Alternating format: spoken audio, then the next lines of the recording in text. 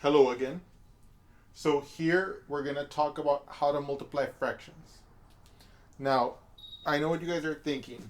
We did addition of fractions with the same denominator. We did subtraction of fractions with the same denominator.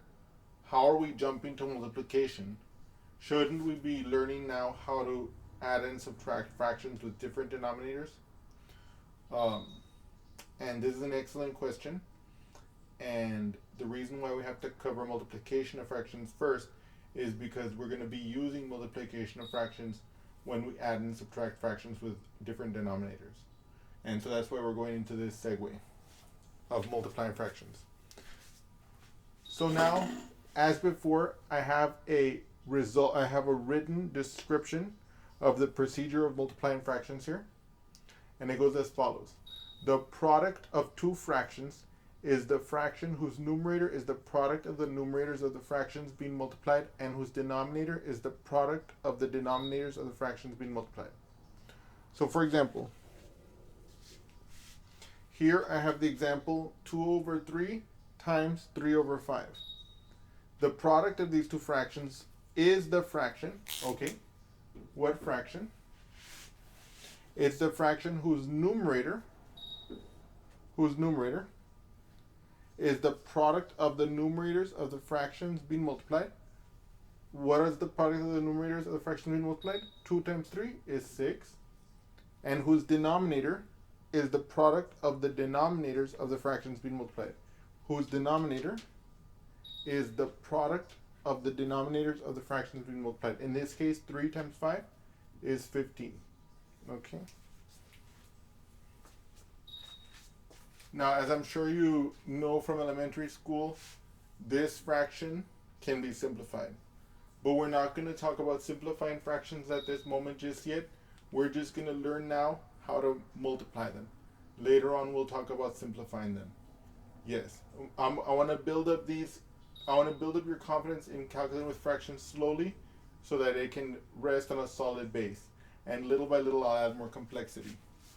Let's say I take the fraction 3 over 5 times 2 over 7, for example. The product of these two fractions is the fraction, okay, it's the fraction whose numerator is the product of the numerators of the fractions being multiplied, whose numerator is the product of the numerators of the fractions being multiplied. 3 times 2 is 6. And whose denominator is the product of the denominators of the fractions being multiplied. In this case, 5 times 7, which is 35. Okay. So those are a couple of good examples. So now I'm going to move on to another example.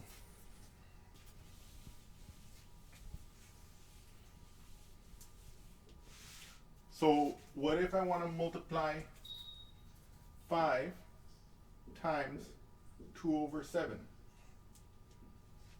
How would I do this? 5 doesn't appear to be a fraction. What do? I go back to our fact from before. That is to say, I can write 5 as the number 5 over 1. Oh. I can write 5 as a fraction by writing it as 5 over 1, and then I multiply it by 2 over 7. Aha! So 5 times 2 over 7 became 5 over 1 times 2 over 7 from the fact we mentioned above. And then, from what we learned, the product of these two fractions is the fraction whose numerator is the product of the numerators of the fractions being multiplied. In this case, 5 times 2 is 10.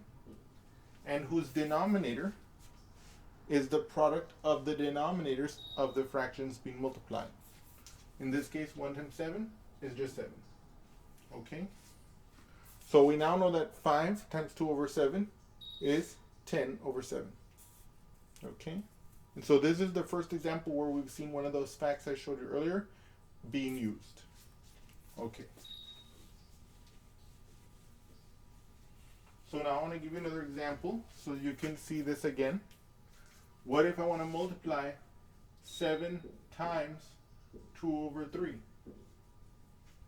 Again, 7 does not appear to be a fraction, but we can use our fact from before to write it as a fraction for the purposes of this calculation. This becomes 7 over 1 times 2 over 3. Okay.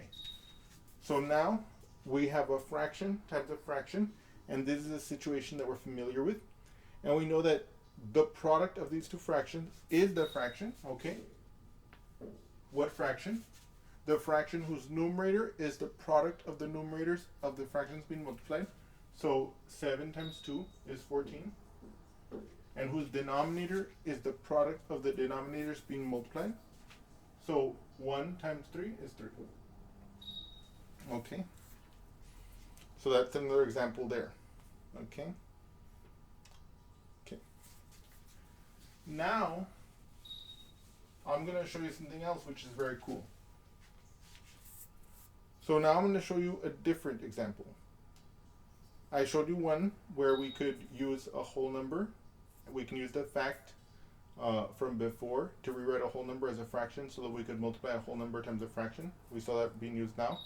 Now I'm going to show you how a fraction with the same numerator and denominator can be multiplied with a fraction, and it'll give a new fraction, but that new fraction will have the same quantity as the original fraction. Let's look at that together. So for example, I want to know, obviously, if I have the fraction 1/2 times 1, we know that this should be 1/2. Because we remember that multiplying by 1 should give you the same number. 3 times 1 is 3, 5 times 1 is 5, etc. In this case, if I have 1/2 times 1, I should have 1/2. And we saw from our previous fact that if I have a fraction with the same numerator and denominator, that fraction should equal 1 also. So we expect something similar. So let us take for a moment the fraction 1/2, and we're going to multiply it now by the fraction 2 over 2. Now this fraction, according to our fact, should equal 1. And we just learned how to multiply these two fractions. And so what I'm going to do is I'm going to multiply the numerators. 1 times 2 is 2. I'm going to multiply the denominators. 2 times 2 is 4. And so what we're claiming, or so what we expect, is that we expect that 2/4 in some sense is the same thing as 1/2. Right? Because we're claiming that 2 over 2 was a fraction that represented the number 1. Now, I'm not going to give you a rigorous proof of this, but what I'm going to do is I'm going to show you in pictures how this makes sense. So for example, let's say I have a rectangle like this, okay? And I slice it into 2 equal pieces like this. What is 1/2? 1/2 is this. Half of it is shaded. That's 1/2. What is 2/4? Well, let's say I take a rectangle of the same size, right? And I slice it in half. I'm going to shade the half, right? But now let's assume that I can slice it in half lengthwise like this. Aha! It has been sliced into 4 equal pieces, of which 2 are shaded. But from the picture, we can see that 2/4 and 1/2 really do represent the same area. They really do represent the same part of the whole. And so we have seen that we can use the fact to come up with 2 fractions that measure the same. We have 1/2 here. We have 2/4 here. Okay. This is a fantastic property which we're going to be using soon. But in any case, I hope that these examples show you how to multiply fractions. Thank you.